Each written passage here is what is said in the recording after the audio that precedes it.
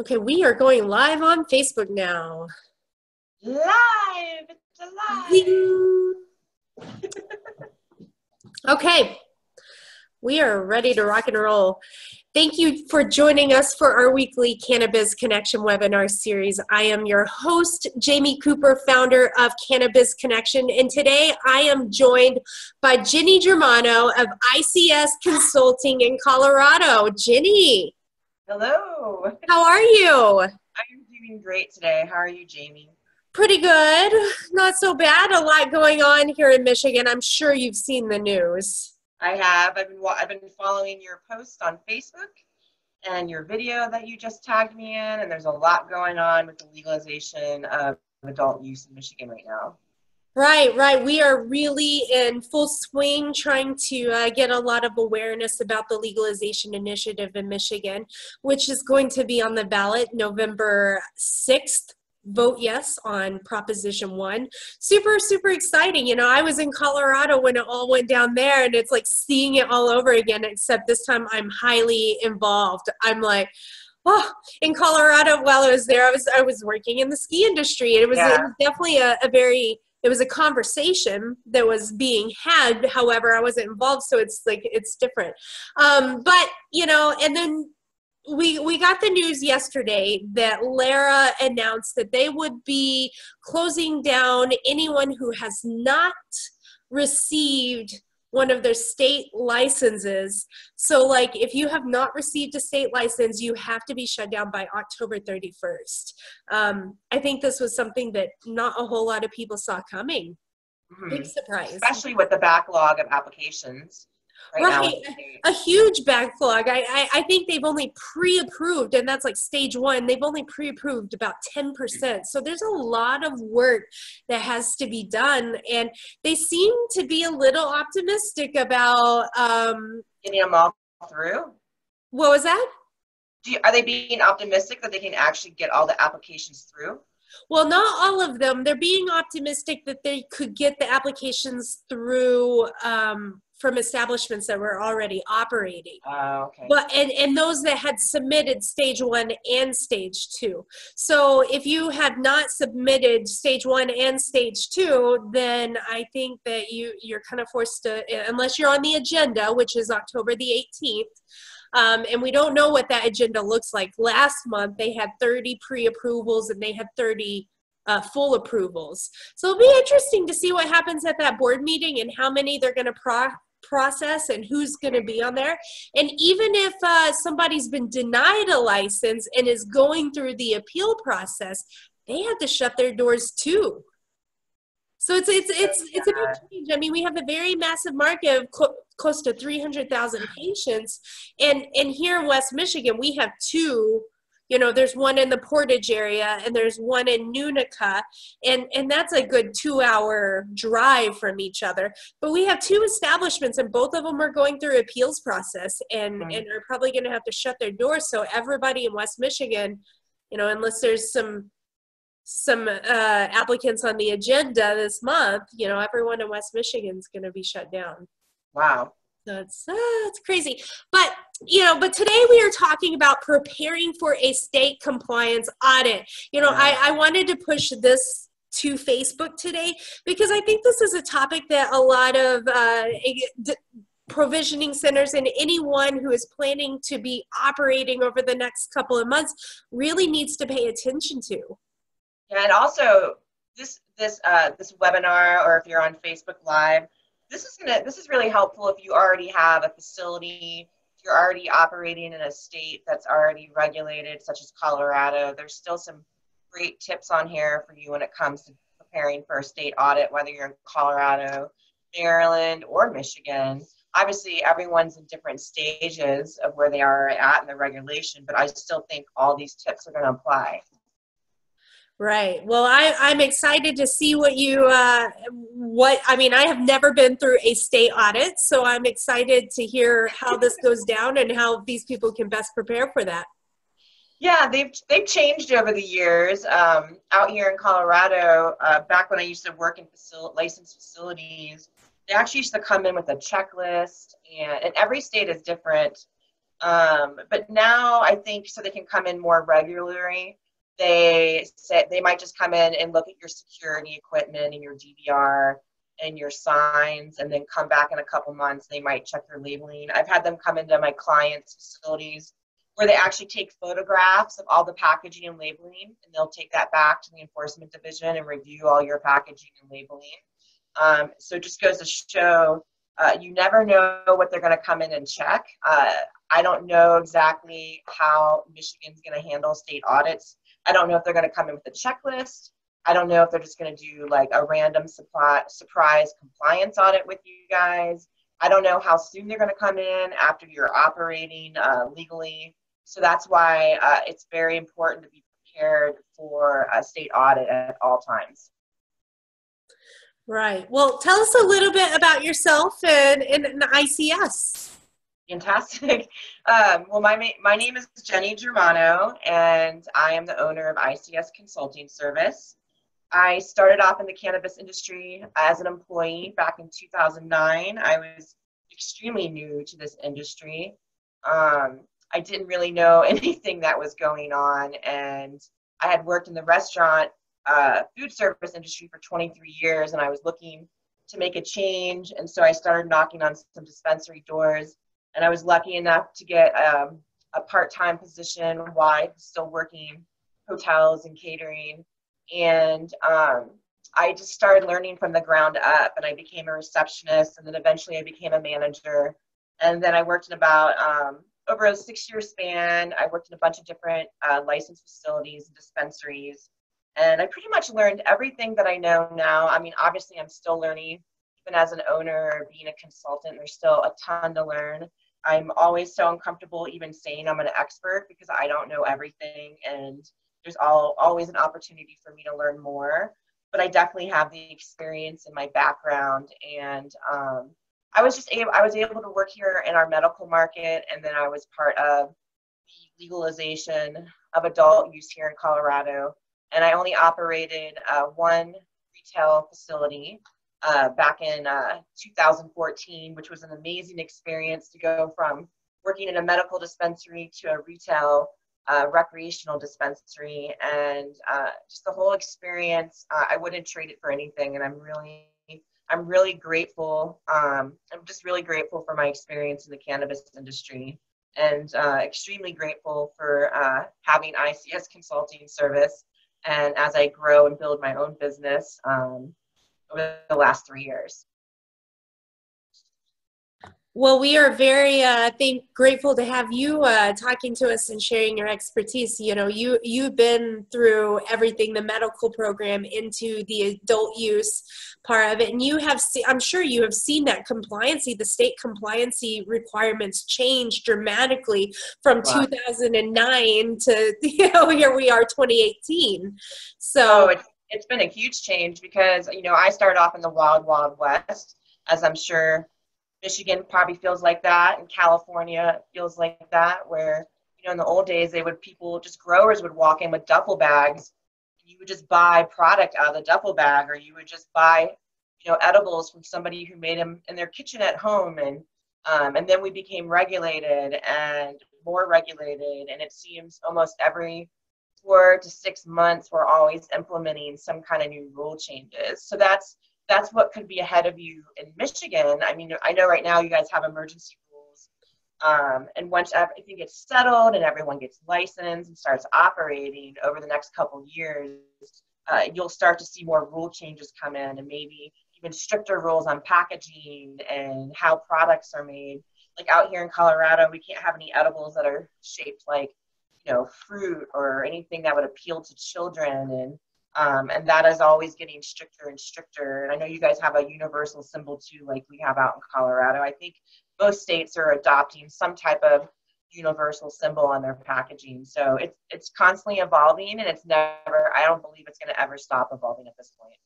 Right. And there's a lot to be said about you being in the state that was the Wild West. You guys were the first. So your learning curve doesn't compare to what our learning curve. I mean, we are very lucky to have be going through this after other states have, because I can only imagine how frustrating it was.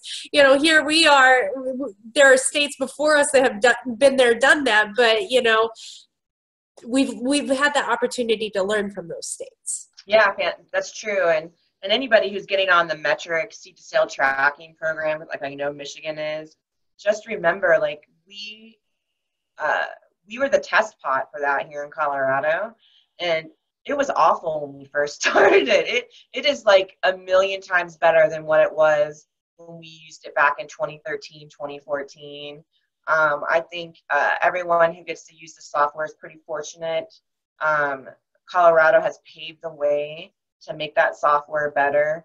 And so when you're screaming and cursing at your computer screen, pissed off at Metric, just remember, it could have been the old days where you were manually entering in every single package tag that had 25 characters all by hand, no API, no CSV file. So I just think things are sometimes change, takes a while. Just like I believe the stigma with cannabis, that's going to take a while. Just remember, if everyone remembers, back in the old days, we used to smoke in malls, cigarettes. We used to smoke cigarettes in movie theaters and on airplanes. And that social change, I mean, it took a really long time, but now there's no more smoking in bars. You can't smoke on planes. You can't smoke in malls. So I believe, you know, that a stigma takes a while to work its way through when it comes to social change like that. And we just have to be patient and be open to the change.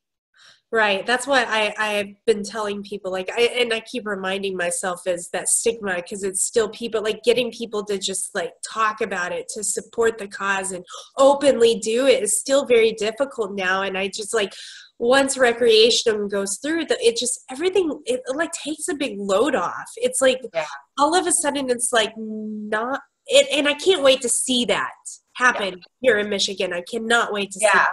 And be patient with your municipalities. I know people are really frustrated right now. And, you know, the same thing happened out here where Denver was like, okay, cool, let's do it. But there are other cities within Colorado that were like, no, we're not allowing it. We have a ban. But some of those, I think a lot of those cities wanted to sit back and watch what was going to happen in Denver or watch what was going to happen in that city. So maybe those municipalities in Michigan, they kind of want to see maybe what's going to happen in Detroit, and like all eyes on Detroit if rec does get passed through on the ballot, and don't get upset if they start banning it. I know it's a pretty passionate thing because we have patients that are concerned that's involved in all this and people who need their medicine. But I just want to let you know, it's as much as it sucks, it's pretty normal that some people might, other cities might be reserved and want to just watch and see what happens in maybe a bigger city or another municipality that is going to be okay with it. And they eventually will change their minds, because that happened here in Colorado. You know, after a year or two of legalization, they started coming on board because they realized, oh, well, we can use the taxes. And really poor counties in Colorado have really embraced legalization. For example, like out in Moffat County in Colorado, which is like one of the poorest counties. It's out in the middle of nowhere. It's out by our national sand dunes. I mean, there's nothing but flat land and mountains. And they had literally no money in that county, and they're letting licenses come in, and they're actually able to hire police officers, and they built a new school, and there's all these great things happening in these really small towns that where mining is no longer happening, or gas and oil have left, and these towns are reinventing themselves. Like Trinidad, Colorado, literally has reinvented itself. I was just out there recently, and I was shocked how many dispensaries are there now. And when I'd first gone through, there was nothing there, and the whole town is booming. And so this is happening in these little towns. So I just have to be patient. I know it's hard not to get frustrated, but this is just the normal process of regulation, that it doesn't happen overnight, and it can take years, and it can take a lot of patience. Right. Well, thank you for those encouraging words. They are much needed right now. Yes. So, well, Jenny, you can go ahead and take the wheel, and let's go ahead and start talking about compliance. Yeah, and Jamie, I know I sent you my outline, so feel free if you want to add anything to what I have in my slide, you're more than welcome to. Thank you very much. Okay. I gotta figure this out, sorry. Here we go. I don't know why my arrow down button won't move my slides. I gotta use my mouse. By the Okay. way, guys, like Jenny puts together the best slideshows of anyone I have worked with. She is so good at this, like really. I literally just learned PowerPoint less than 2 years ago, and I love it now. I'm obsessed with it. That's awesome. Okay. Maybe you're a little bit more of a designer than you ever thought. Well, I do have an art degree, so I do have a background in art, and I'm a pretty creative person, and that's pretty easy for me to be that person on a daily basis. So I feel pretty fortunate that I have that skill set. So I want to start with about learning regulation. So obviously, whatever state you're in, I know we're kind of Michigan focused, but I want to include other people who might be in other states. I think it's really important to know the regulations.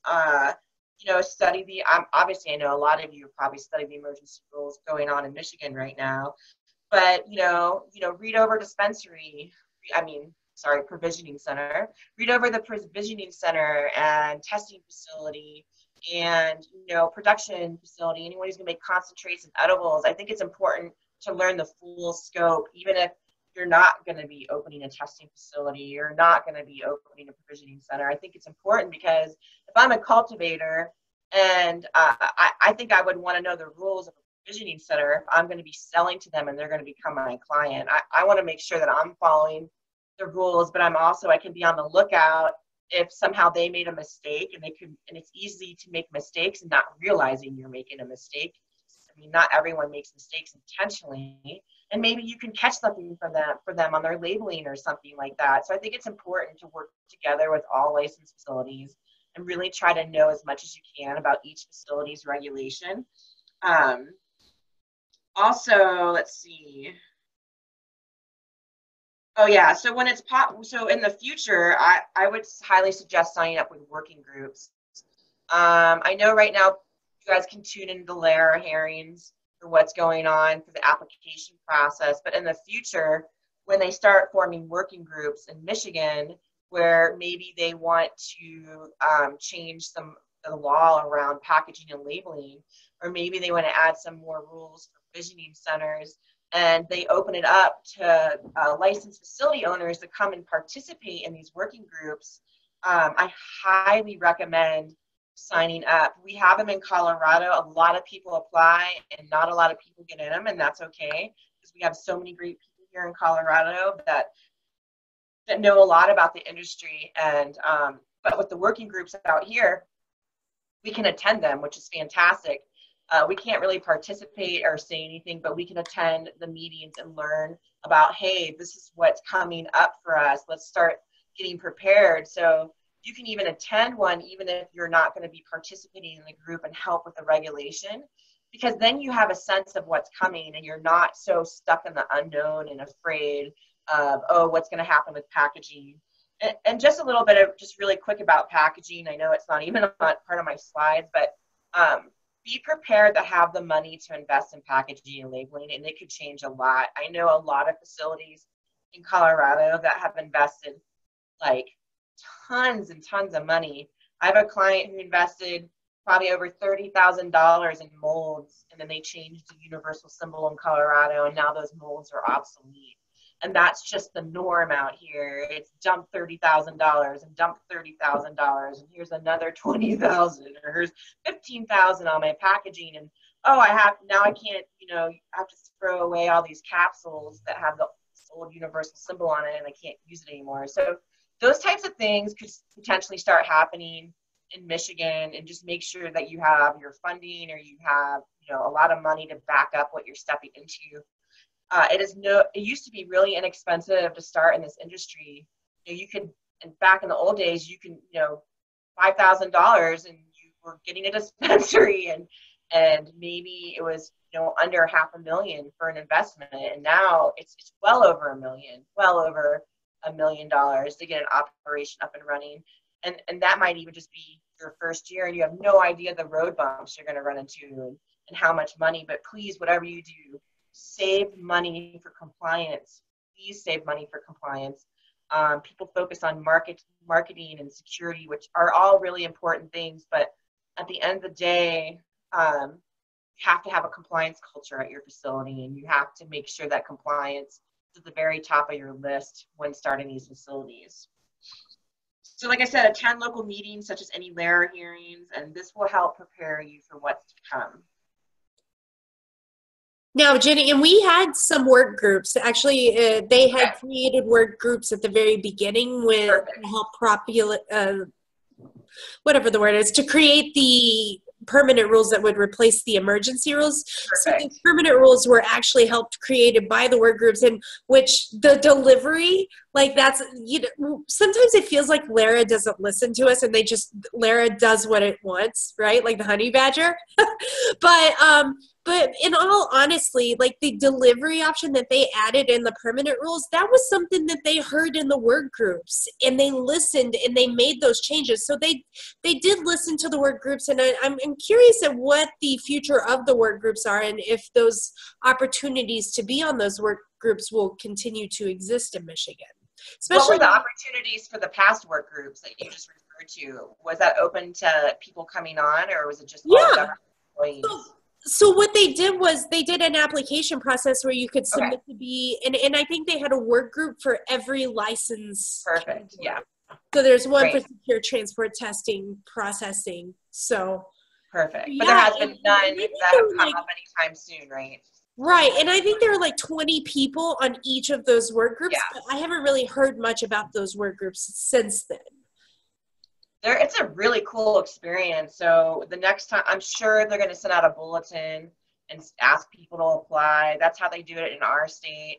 It's pretty exciting, and it's a way to really get involved and a lot of times, if you can't even get in a work group, as an owner, you can at least submit a public comment if it's going to affect your business, and that there's always a way to get involved, even if you're not like right in the inner circle with creating these regulations. Right. I recommend always like being willing to send them an email. When you don't agree with something, just document it, send them an email and say that you don't agree with it, because they're tallying those things, and hopefully that they do listen. And I think at this point, we have to fight for every inch that we get. And Jamie, how many emails have you sent? A lot. My God. Yeah. They've heard from me quite a bit, and I rant and I know Jamie does a lot of emailing. I do. I get a little frustrated. Well, speaking of email, I have email sign up, and so I know a lot of you are signed up with LARA, but if you're not, it's super easy. Go on there and sign up, and sign up for the notifications that tells you what's going on. And no matter what state you're in, whether you're in Colorado, Massachusetts, Maryland, you know, go to every government website that you can that has anything on it that has to do with marijuana or cannabis, however they list it in your state. Every state is different. Michigan has an H in marijuana. Colorado, they use marijuana in regulations. In Maryland, they use the word cannabis. Like, everywhere is different. Every state chooses to approach it differently. But you can go on to every single state website or city and county website and get signed up. I would highly recommend you sign up for your state's OSHA, no matter what state you're in, because OSHA is important. Because at least out here, they're not coming in and doing OSHA inspections. However, if an employee reports you to OSHA, and this could happen because either something really bad is happening or you have a disgruntled employee, it could be those two things, and they could report you to OSHA, and then OSHA is going to show up at your facility, and then you're going to get dings if you're not OSHA compliant. So you don't have to have a cannabis expert help you with OSHA. You're in Michigan. There's tons of people that understand Michigan OSHA that you can come in and have them prepare you for OSHA in your facility. Like, for example, just make sure that you have all the proper, employee signs up in your break room that cover minimum wage, and if someone gets hurt, and also if someone gets injured on the job, do you have a sign posted, about what the nearest emergency room that they need to go to, all that kind of stuff's really important. But also, are your employees safe? Are they getting the right amount of break. So it's really important to learn all you can about OSHA for every facility type.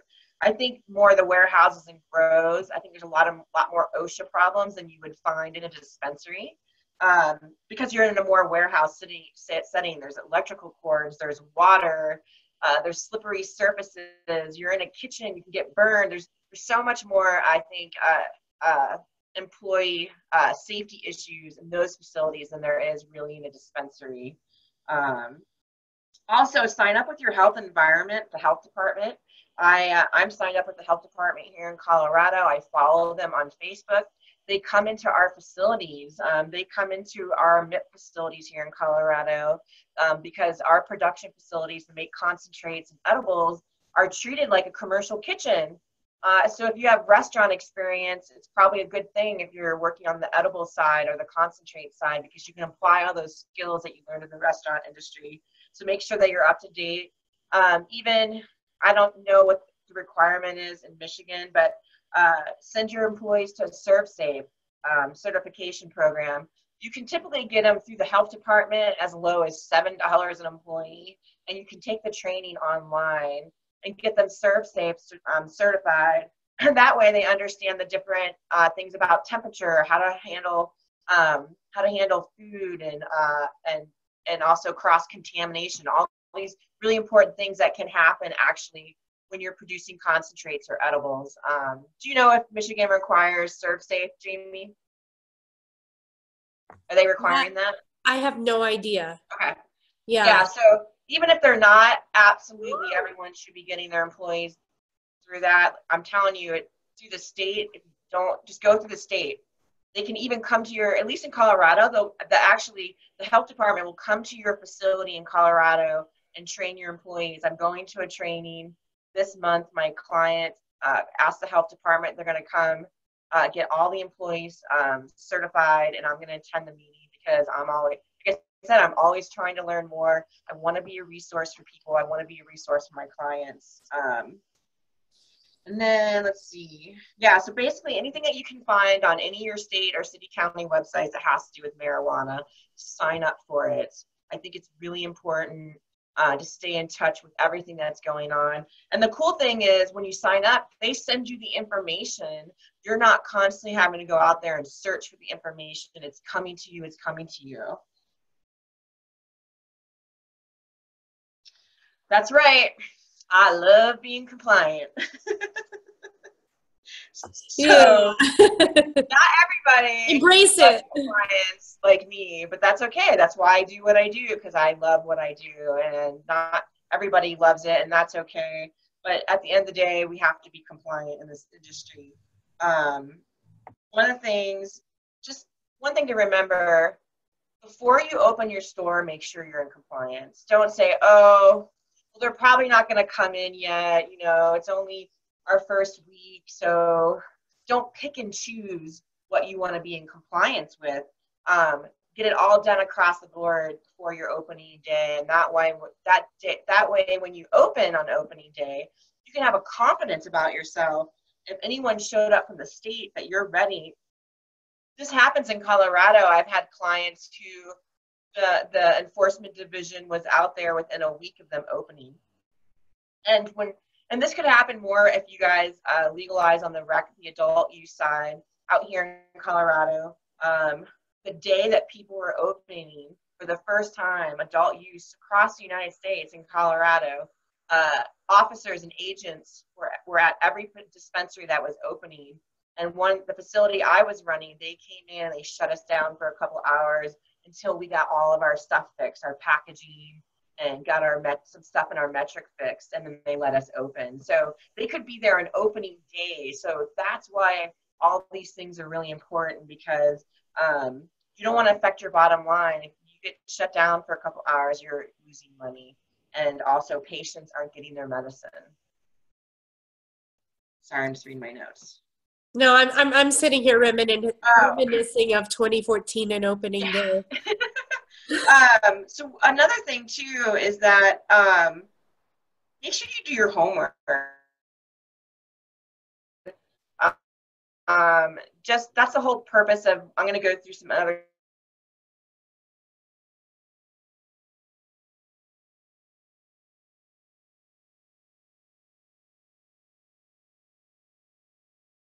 sure I'm prepared. I study. Even with paddleboarding, I do paddleboarding a lot. When I go to a new place, I study the map. I make sure I know where I want to paddle. I make sure that I know I can get myself out of situations so I'm not putting myself in a bad situation. And that's everyday life. So just apply the same thing, same smarts that you would apply in your everyday life in this business that you're starting. Also, try to remember, don't hate on the rules so much. I know this is really hard to do. It's so hard not to be upset or think, God, that's so redundant. Why are they making us do that? Just remember, as redundant as these rules are, and I know a lot of times with packaging with the children, people are like, hey, like, you know, what 3-year-old's gonna know what a pot leaf is? You know what I mean? So like, try not to hate on the rules so much. They're obviously here to protect all of us, and they're here to make sure none of us get shut down and operating and serving patients in Michigan. Let me get this going. Did I go too far? Nope, here we are. All right. So people, processes, and product. Jamie knows I love this one. I literally put this in every presentation I do. I am in love with Marcus Lemonosis, or whatever his name is from. Was it Stamina? Whatever. Anyways, he's amazing. Like he loves employees, and that's why I really respect him, because I like employees too. Employees are the gears that make our businesses run. Unless you're a solopreneur, but when you have employees, they're your gears. They are who keeps this industry moving forward. Remember, it's not all about the owners in this industry. We have employees that are making $12 and $13 an hour that are moving this industry forward, and they need to be appreciated and they need to be recognized and taken care of. So please do not forget about the employees in the industry that are catapulting your business or your provisioning center or your cultivation facility.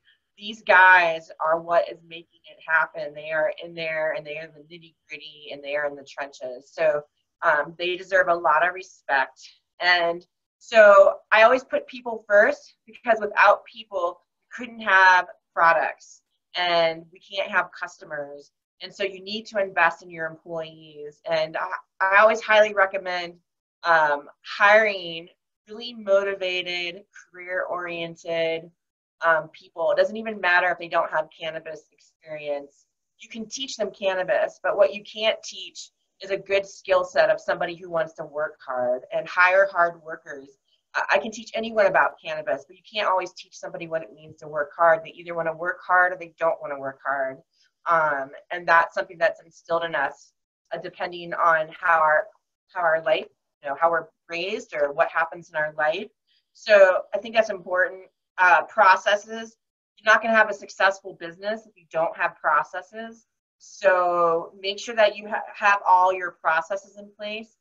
This is really important when preparing for an audit, because you want to make sure your people know their shit, because the state comes in and they start asking your employees questions. You have to train them. You can't just have an employee there running his mouth and saying, oh yeah, I was out back hitting my vape pen. And I mean, holy cow, you got to make sure that your employees are trained and they know how to go through an inspection, and that all your processes are in place, because they could come in and say, I want to see your SOPs. I want to see your process for this. Do you have a process written down for how you're going to package? Do you have a process down for how you trim and harvest, dry, and cure? Like, they could come in and audit any of those things. You're not going to know until you know, until it happens. Also, products. I see a lot of people that have way too many products, way too many.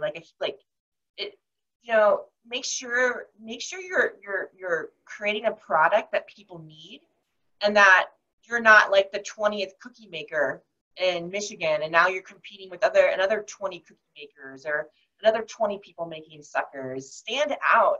Pretty soon, I mean, in a couple years, you're going to be competing for shelf space.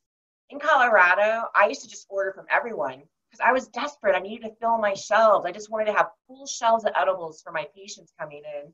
And now you go in and there's rules, and not everyone gets on the shelf, and you have to stand out. Your packaging, your labeling, your branding, down to taste, meaning like the days of hashy flavored cookies are gone. Like, Nobody wants to eat a cookie that tastes like you're eating a bud. Like now they have distillate isolate. Sorry, I'm not a professional when it comes to distillate and isolate, but whatever that is, that doesn't make the edible taste like you're eating hash anymore. And those are the products that people are going to. And so you have to remember, how am I going to stand out? How am I going to stand out on the shelf to a patient? And how am I going to appeal to a patient? Am I hitting the needs? Like, is it all going to be a bunch of sugar? Because in Colorado, when we first started, it was a bunch of sugar. It was just candy, chocolate and candy.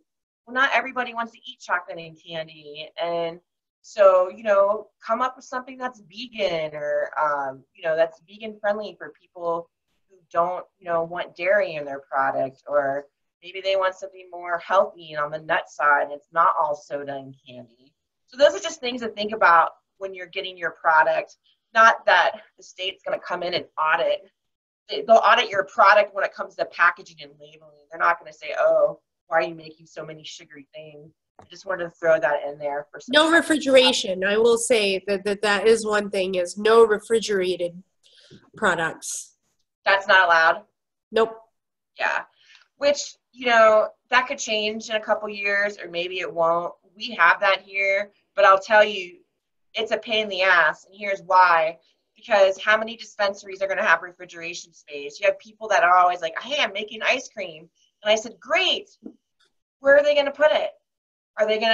Are you going to buy a freezer for them to put it in their facility? Because some of these places might not be able to afford a freezer. And you can't put medicated ice cream in your fridge with your staff employees' food. You can't put infused products in the break room in the refrigerator with employees that have their lunches. You can't do that. It's not secured. You're putting a non-marijuana product with a marijuana product. And so these are things that you have to think about. If you're going to make ice cream, well, obviously you're not going to do that in Michigan because you can't have refrigeration or freezers, but it's honestly probably a good thing. But maybe that's going to change and expand, because obviously we want to give patients options, and having refrigerated product would give patients options in Michigan. So who knows, that could change. And if you want it changed, email Lara. That's true. I just want to make sure I'm covering everything. Next one. So I think it's important to practice and be prepared. You should practice your audits.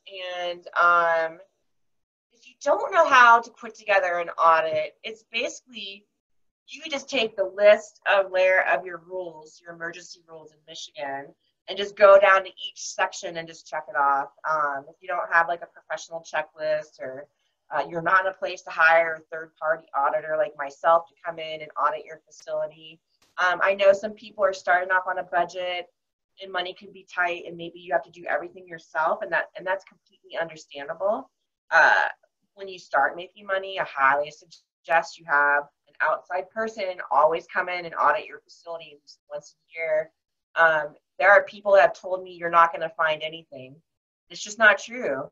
And I think when you're there so much that you can be blinded in your facility, because I've had people tell me that, and I come in and I'll find 5 and 6 things that they didn't even realize there was a rule change. Basically, most of the time it's because they didn't realize there's a rule change. A rule change from 4 months ago, because they're so overwhelmed with rules. So just make sure you practice and be prepared. Take your emergency rules and just go through each section that pertains to your facility and be like, have I done that? Do I have that done? And check your cameras. And obviously you're going to hire a professional security company that is well recommended in the industry to make sure your cameras and your security is up to par. Do not go cheap when it comes to cameras and security, please. It's so important to your business. You want to keep your product safe, your employees safe, and your customers safe, your patients safe. You don't want to be cheap when it comes to security. So those are some other ways to be prepared. Knowing where you're at helps you be prepared.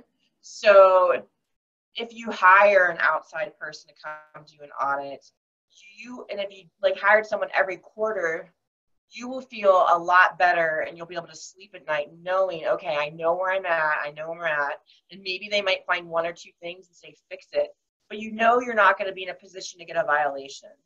that's what we're really trying to avoid. A lot of times, if it's something really small and minute, you know, like, oh, your sign's outdated, updated the verbiage. They could just be like, okay, get that done. Send me proof that you fixed it via email. That's how it can happen out here in Colorado. So, but if you pile on and have a bunch of stuff where you're blatantly thumbing your nose, you know, at the state, be prepared to get a violation. And how often do you recommend a third-party audit to just kind of come in and check things Yeah, out? and I have that on here too. And so basically, it just depends. I think for brand new people, you should do quarterly. I've worked with clients where they are brand new, and I worked with them for a year to a year and a half on quarterly. And I've had some of them move to then 6 months, then to a year. And that's totally fine, because that means we're all growing up. They're growing up, they're getting better, they're a well-oiled machine. I do not expect to be with somebody for the rest of my life when it comes to doing these third-party audits. I'm here to empower my clients to make sure that they're compliant and they know what to do to be compliant. So, you know, it depends on everyone's situation. I have clients where I still go and audit them quarterly to this day. And even if I don't find anything for months and months and months, to them, they're investing in their business. They're investing in compliance. Even though I don't find anything, I keep them up to date on the new rules. I'm making sure I'm checking their packaging. There can always be something that slips in, you know, in 3 months. So those are people that have been established for a while I'm doing third-party audits for. But when you're first starting out, you should be at least self-auditing once a month. And, you know, I've been brought into other states where I trained a compliance officer, and I worked with them for a year, and I trained her how to do an audit. And now she's doing all the audits, and she's doing amazing. They're doing amazing. And they have created a really awesome compliance culture at their facility and at their team. And that's all because we work together, and then I help train them and get them ready. And it's so, I love watching my clients grow up. I mean, it's sad when they don't need me anymore, but it's a good thing. That means I'm doing a good job and they're doing a good job. That's awesome, Jenny. Oh, sorry, I'm gonna go back. So, no, I said knowing where you're at and honestly rate yourself, which is gonna lead to my next slide.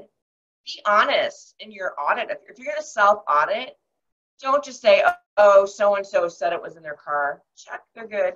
You have to be honest. It's yes or no. And that comes to my next slide about verify. Verifying is extremely important when you're going to do an audit. The state's going to verify, so why shouldn't you verify if you're doing your own self-audit? If someone says, I'm working on my SOPs, I have these done, I know they're somewhere in this facility, and then I'll say, can I see them? Well, I know they're somewhere in the facility. I said, well, can I see them? And if I can't actually physically flip through the SOPs, because I'm going to audit, I'm going to look through each section. And for all you guys making SOPs, please tab them. Put tabs in there.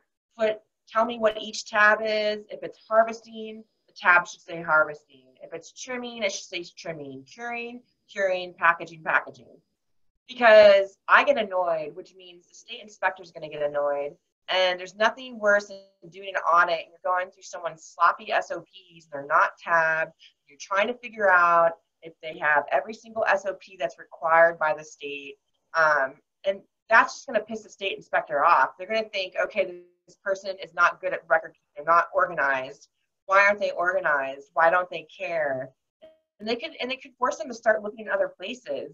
So you have to be on top of when it comes to records and your SOPs. You don't have to spend $10,000 on SOPs. I know there's some really expensive SOPs out there, like people are charging like 20 grand, which is ridiculous.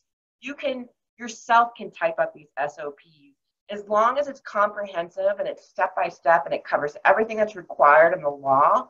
You can write your own SOPs, but make sure they're tabbed. Make sure there's a table of contents. So as an inspector, I look and say, oh, cool, table of contents. They have all the requirements. Now I'm going to flip through the tabs and I'm just going to verify and make sure they're really telling me the truth.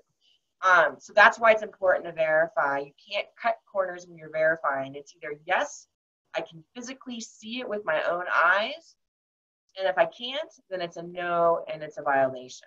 So just try to remember that when you're working on these audits. I would approach your audits, your self audits, the same way the state's going to approach it. I always try to put myself, now I've never been a police officer, but out here in Colorado, our inspectors are actually real police officers, a lot of times criminal investigators. And I try to put myself in the mind that they're in. And the mindset that they're in is, I'm looking for diversion. I'm looking for diversion. Are these people going out the back door? No. Why aren't the plants tagged? What is going on? So you have to think about it. You have to put yourself almost into a cop mindset when you're auditing your facility, as if you're investigating yourself. And that's going to help prepare you for a state audit. And that's why we verify. I love talking about verifying because it's really important. I thought it was important to talk about the different audit types. Let's keep going. Okay, so we talked a little bit about third-party compliance audits. Like I said, I recommend if you're a well-oiled machine, once a year. But if you're one of those companies that have been around a while and you are a well-oiled machine, but you still like someone coming in every quarter, there's nothing wrong with that. You're investing in your business. You're investing in compliance. It's different for everyone. Everyone approaches it differently. If you're brand new, highly recommend every quarter to have a third-party person until you can get everything up and going and having it become a more well-oiled machine, and maybe pulling back to 6 months. But I think a year of a bunch of audits, of quarterly audits, would definitely be most helpful. And if you can't hire someone right away and you have to do it yourself because you're tight on money, fine. Just make sure you use those tips that I shared with you and making sure that you're verifying and you're being honest and you're self-auditing.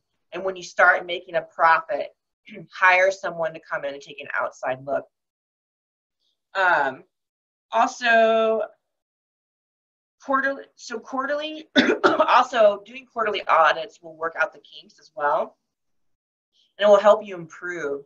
And you're just going to grow through the whole entire process.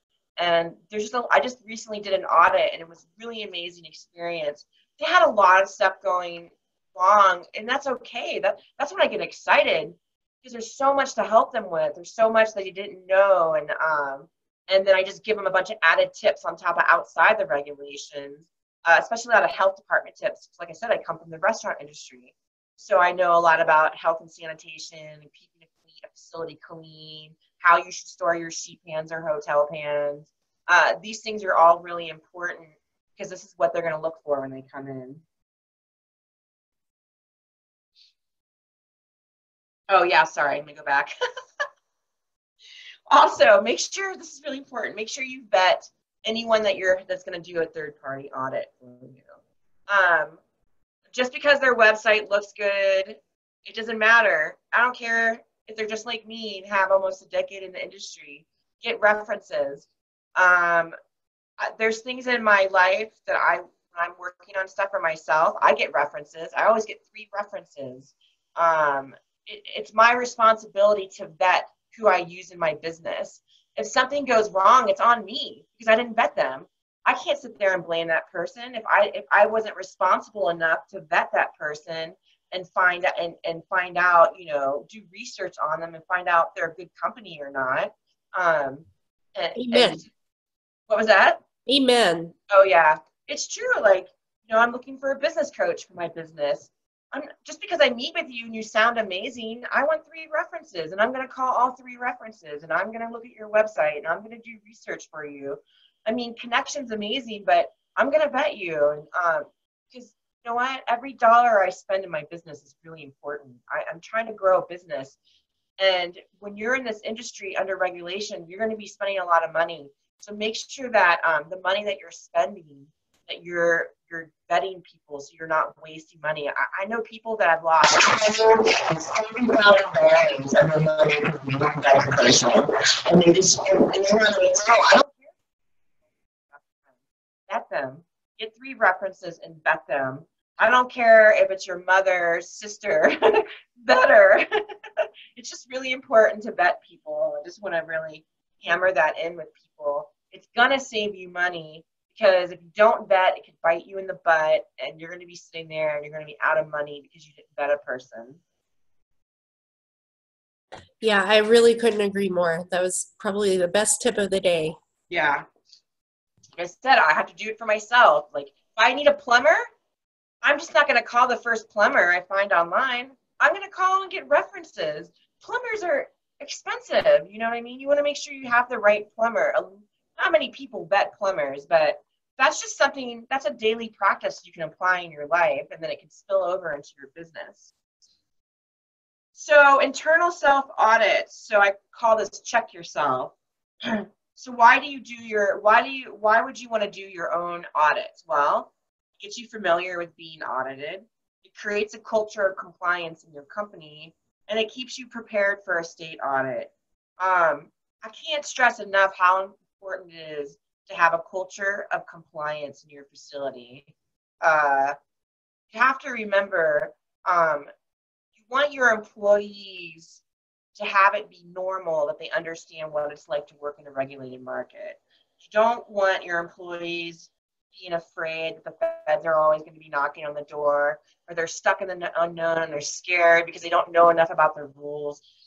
Empower your employees and educate them. I always say it doesn't matter what level employee you are, they should all equally be trained on all the regulations. I don't care if you're a trimmer or you're a bud tender. Give them as much information that you can, because we want to empower our employees because they're part of what creates the compliance culture. So just make sure that you do these things when you're doing your internal audits. And like I said before, you have to be making sure you're doing an honest assessment of yourself. Are we good on time? I don't know what time it is. Yeah, we are good. Well, I mean, I see you're nearing the end, so we will be just fine. Perfect.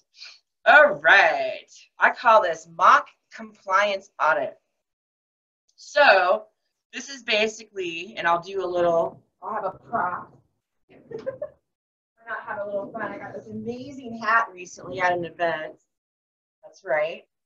Make American Hemp Again. But inspector hat. So now I got my inspector hat on, and I'll tell you the difference between inspector hat and not inspector hat.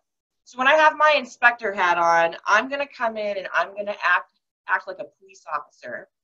I'm not going to be an a-hole, but I'm going to come in, I'm going to ask you direct questions. I'm not going to educate you. I'm here to test you.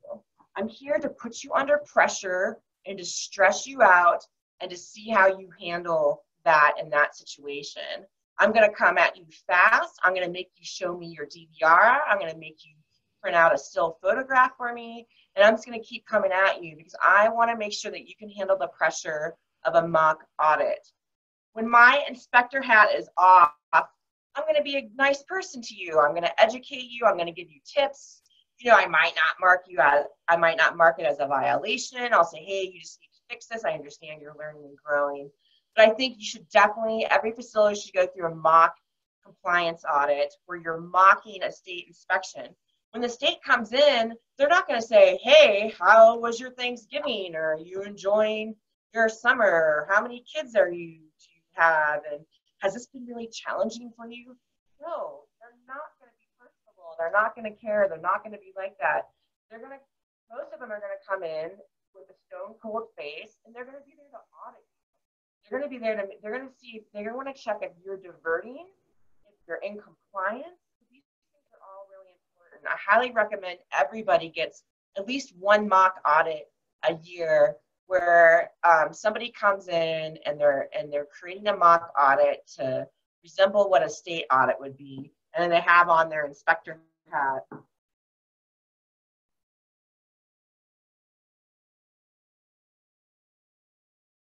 Bank audit. You're probably thinking, what the hell, Jenny? We can't even get a bank. This is true.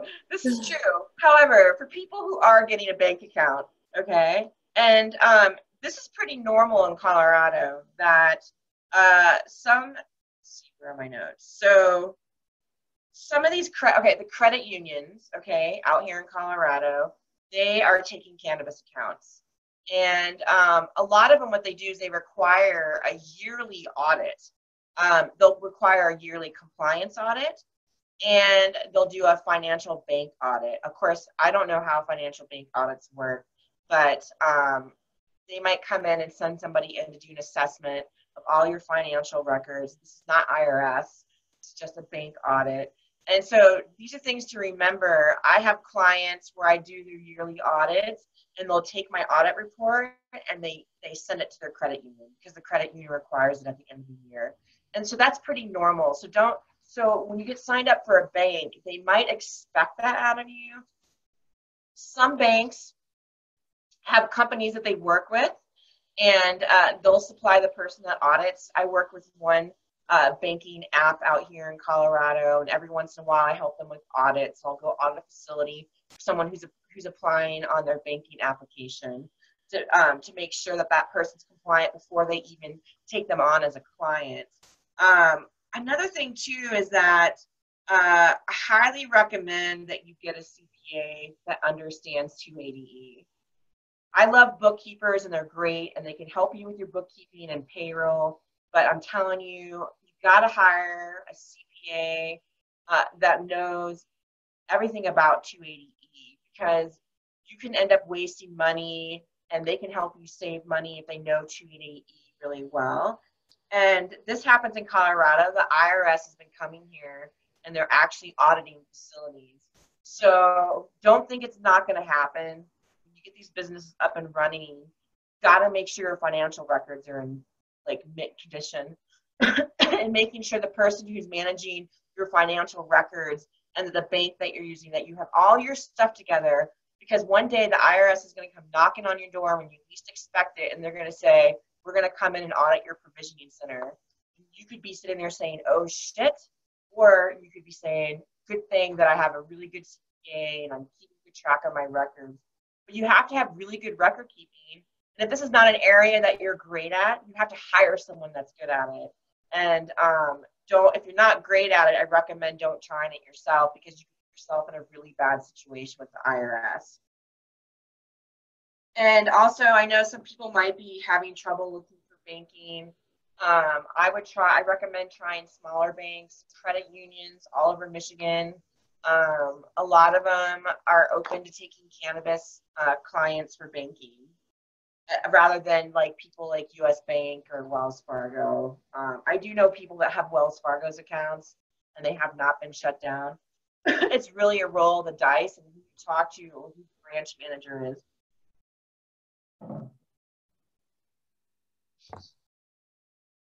I wanted to focus a little bit too on manufacturing, and I think I know people in Michigan will be pretty familiar like this, because Michigan is like the manufacturing capital of the United States, and if anyone that worked in manufacturing and manufacturing warehouses might be familiar with the ISO 9001 certification. And I thought this would be important to review. Dispensaries do not need to do this. It's not even required. However, I think it's important to have your processes audited and your quality assurance audited and your management systems audited. This is all going to help you be a successful business in the cannabis space. This is going to apply to people who make edibles, topicals, and concentrates. So I wanted to review the 8 principles of ISO 9001, and these are all the things that you would learn in the certification process. Now, I'm not sure if people who come in and do the certification and the audit, if they certify you, if they certify people in the marijuana industry out in Michigan. However, it still would be, I think, really important to have someone come through and do this at your facility. And the 8 principles, I just Googled them like a couple days ago, and they really spoke to me. And I was reading them, and I'm thinking, oh my gosh, this is like this applies for every facility. I know I said this is more for manufacturing practices, but this can be applied in a provisioning center, a testing facility, a transporter. I think these are all really good principles to apply in any business. And one that's involved your people. I talked about earlier about people, processes, and products. Once again, we're listing people at the top of the list. These are our employees. Why are our employees at the top of the list? Because without our employees, we will not be successful. We will not have a business. We will not have customer care. So they're always at the top of the list. Without employees, you cannot focus on your customer. So I believe that's why that's at the top of the list. And then focus on your customer, develop strong leadership, create a process culture. This is what I talked about, culture, compliance. Get employees used to like basically implementing SOPs and following the SOPs. That's creating a process culture. Adopt a system approach to management. What kind of management systems do you have in place in the facility? I mean, did you just hire someone who's 23 years old who worked at Starbucks and that was their manager experience? Like, you know, what's your scope going to be? Somebody that has 10 years management experience, somebody that has 5 years. If you're a manufacturer, I highly recommend you hire people that have worked in manufacturing because they're going to know all this stuff. Like I said, you can always teach people cannabis, but sometimes you can't teach them these other skill sets that they've already been working on and growing for the last 20-something years as employees. So embrace continual improvement. Base your decisions on facts. Yes, no misinformation. And a lot of misinformation happens in this industry. With rules, I see this a lot when a new rule change comes out and we have misunderstanding of how to implement a rule. And this dispensary will say, well, I'm going to reject your package because you didn't do this. And then the production facility is going, no, well, I'm following the rules. You're not reading the rules correctly. And this happens all the time. There's a miscommunication. There's misinformation with the rules. Packages get rejected in dispensaries, which would be potentially provisioning center. So these are things that you have to think about, is that make sure that you guys know the facts and understand the rules, and that it's just not based on an opinion, and you're not that just making sure that you know exactly what the rule means, and it's not just an interpretation that you just came up with out of the thin air. Develop mutually beneficial relationships with the suppliers. This is really important. Like, don't screw over your vendors. Like, I can't tell you how many vendors I know that have been screwed over for thousands and thousands and thousands and thousands of dollars. Are you going to be a net 15 company? Are you going to be net 30? Net today.